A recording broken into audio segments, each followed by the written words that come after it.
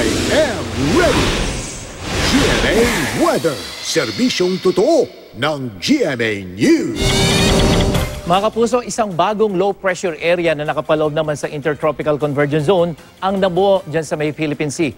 Huli itong namata ng Pag-asa sa layo lamang 140 kilometers sa may hilagang silangan ng Hinatuan, Surigao del Sur.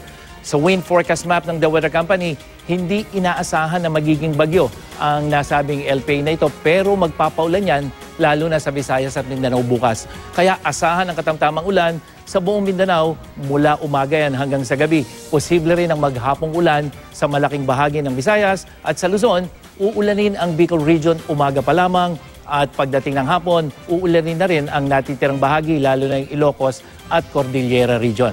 Habang sa Metro Manila, mataas pa rin ang tsansa ng ulan, lalo na pagdating dyan sa hapon. Mang Tani, nag-post po si Kevin Limagi sa magtanong kay Mang Tani, meron daw bang bagyo na magla-landfall sa Pilipinas sa susunod na linggo?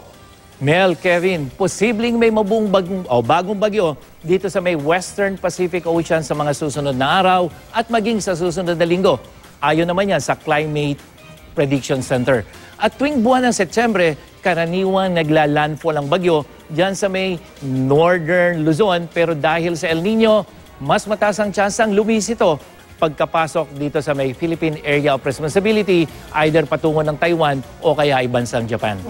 Yan ang latest mula sa GMA Weather. Ako po si Nathaniel Cruz. Magplano para sigurado. I am ready. Serbisyong totoo ng GMA News.